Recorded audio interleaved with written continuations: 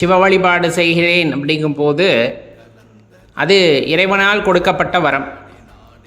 அதே போல் அடியார் பெருமக்கள் சிவபெருமானை வழிபடுகிறார்கள் என்றால் அது சிவபெருமான் அவர்களுக்கு கொடுத்த வரம்.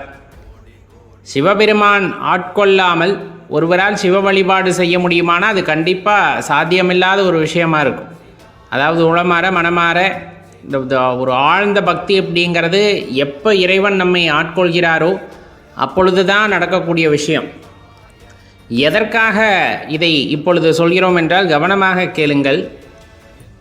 நம் மனதிலே சில ஐயப்பாடுகள் தோன்றும். ஏன் நம்மெல்லாம் சிவபெருமானை வழிபடுறோம், சில பேர் சிவபெருமானை வழிபடுவதே இல்லையே அப்படிங்கிற அந்த ஐயப்பாடு இருக்கும் இல்லையா? தெளிவாக தெரிஞ்சுக்குங்க. ஒவ்வொருவர் வாழ்க்கையும் ஒவ்வொரு விதமானது. நம் வாழ்க்கை போன்று பிறர் வாழ்க்கை இருக்க வேண்டும் என்ற எண்ணமே முதலில் தவறானது. நாம் பார்க்கின்ற மக்கள், நம்முடன் சார்ந்து வாழ்கின்ற மக்களின் அந்த வாழ்க்கை தரம் அப்படிங்கிறது ஒரு வகையில் இருக்கும். அதே கொஞ்சம் மேல்நிலையில் இருப்பவர்கள் அப்படின்னு சொல்லக்கூடியவர்களோட வாழ்க்கை தரம் ஒரு மாதிரி இருக்கும்.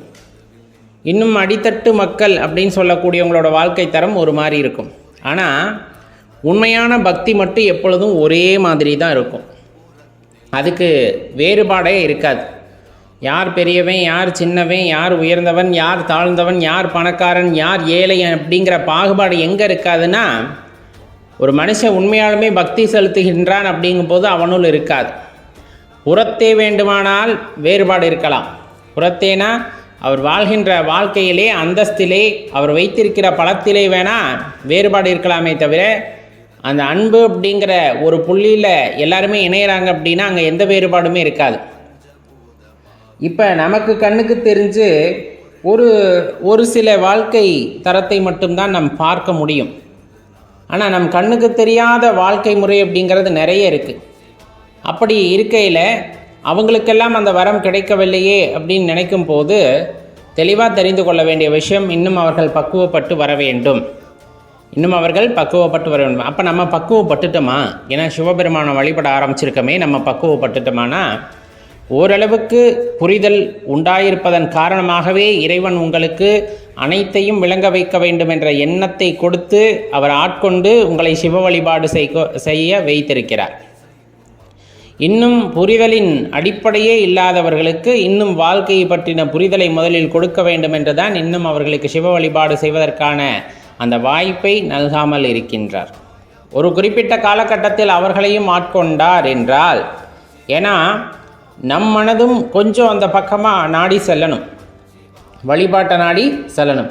அதை தவிர்த்து ஆசாபாசங்களிலே இருக்கும் பொழுது அவர்கள் என்ன கேட்கிறார்களோ இறைவன் கொடுத்து கொண்டே தான் இருப்பார். சிவபெருமான் கொடுத்து கொண்டே இருப்பார். எனக்கு கார் வேணும் கொடுத்துருவார், பங்களா வேணும் கொடுத்துருவார், என்னென்னலாம் கேட்குறாங்களோ எல்லாத்தையும் கொடுத்துருவார். ஆனால் அதனால் விளையக்கூடிய விளைவுகளை நாம் தான் சமாளித்தாக வேண்டும். அது நம்மளுடைய பொறுப்பு இல்லையா? ஆனால் நம்ம என்ன கேட்குறோம் அப்படின்னா, உண்மையான பக்தியை கேட்கின்றோம். என் மனதினுள்ளே எப்பொழுதும் பக்தி குறையாமல் இருக்க வேண்டும், உண்மையான பக்தியாக இருத்தல் வேண்டும். ஏன்னா நான் வழிபடுறது சாதாரண ஒரு சக்தி அல்ல. நான் வழிபடுவது என்ன சொல்கிறது அப்படின்னா ஒப்புமை இல்லாத சக்தி. இதை நான் யாருடனும் ஒப்புமை கூற முடியாத ஒரு சக்தியை வழிபடுகின்றேன். அப்படிப்பட்ட சக்தியை வழிபடுவதற்கான ஆற்றலை யார் கொடுத்தது அப்படின்னா, சாக்ஷாத் அந்த சிவபெருமானே கொடுத்து அந்த வாய்ப்பை நமக்கு நல்கி இருக்கிறார். அப்படிங்கும்போது உண்மையாலுமே பெருமைப்பட்டு கொள்ள வேண்டிய விஷயம். அப்போ இதில் நம்ம செய்ய வேண்டியது என்ன? ரொம்ப சுலபமான விஷயம். நாம் வழிபாடு செய்ய வேண்டும். முடிந்தால் அடியவர் கூட்டத்தோடு சேர்ந்து இறைவனின் புகழை பாடிக்கொண்டு இருத்தல் வேண்டும்.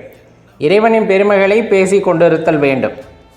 யாரேனும் காது கொடுத்து கேட்டால் அவர்களுக்கும் நாம் அதனை உபதேசிக்க வேண்டும்.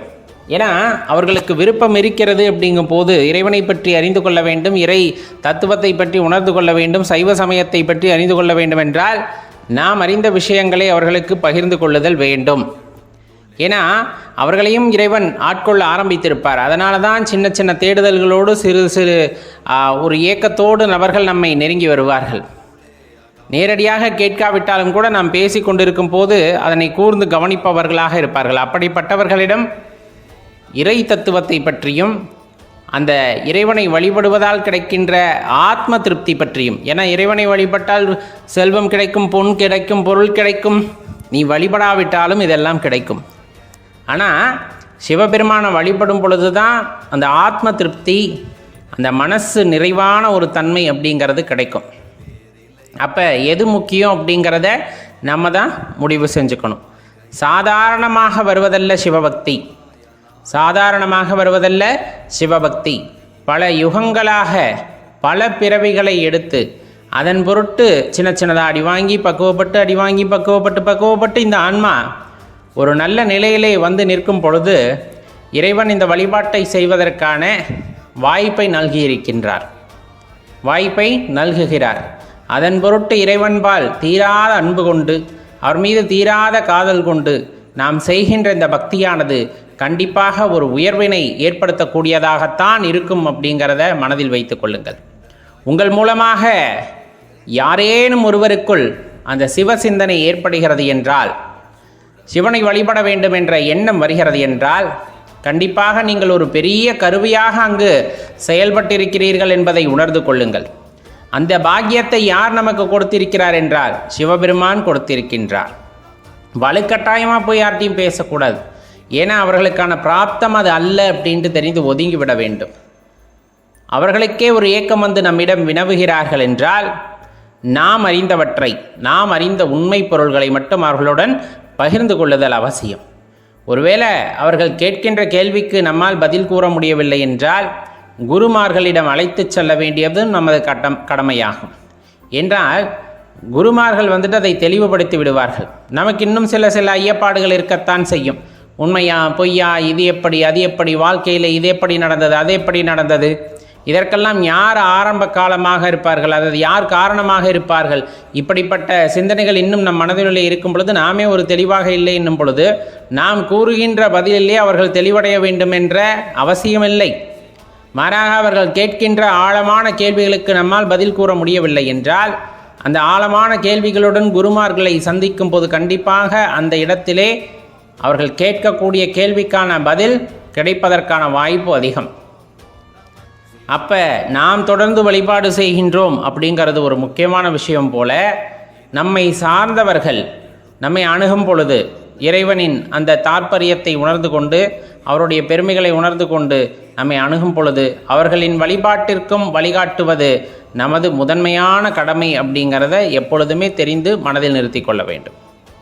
ஏன்னா அதுவுமே புண்ணியம்தான். ஒருவர் நல்ல வழியிலே புண்ணிய பாதையிலே நடக்கின்றார், அந்த நடப்பதற்கான காரணமாக நாம் இருந்திருக்கின்றோம் அப்படின்னா கண்டிப்பாக சொல்லப்போனால் அதை விட பெரிய புண்ணியம் இந்த உலகத்தில் வேறேதும் இருக்க முடியாது அப்படிங்கிறத தெளிவாக தெரிஞ்சுக்குங்க. நம்மளால் ஒரு சின்ன செங்கக்கல்ல கூட நகர்த்த முடியாது, எல்லாம் இறைவனின் தீர்மானமே. அதே போல தான் இந்த நொடியும் நம்ம சொல்கிறது, ஒருவர் மனதிற்குள்ளே சிவபக்தி வருவதற்கு நீங்கள் காரணமாக இருந்தீர்கள் என்றால் அதை விட வேறு பெரிய புண்ணியம் வேறு எது வேண்டும்? யோசித்து பாருங்கள். காரணம், அந்த சிவபக்தி மனிதனை நல்லொழுக்க பாதையிலே இழுத்துச் செல்லும், ஆத்ம திருப்தியை உண்டாக்கும், அவன் யார் என்பதை அவனுக்கு உணர்த்தும். அப்படி உணர்ந்து கொள்கின்ற ஆத்மாவானது மிகவும் உயர்வானதாக இருக்கும். அப்படிப்பட்ட உயர்வான ஆன்மாவிற்கே வழிகாட்டுவதாக நீங்கள் ஒருவேளை ஒரு கருவியாக இருந்து விட்டீர்கள் என்றால் அதைவிட பெரிய பாக்கியம் இந்த பிறப்பிலே வேறு எதுவும் இருக்க முடியாது அப்படிங்கிறத உணர்ந்து கொள்ளுங்கள்.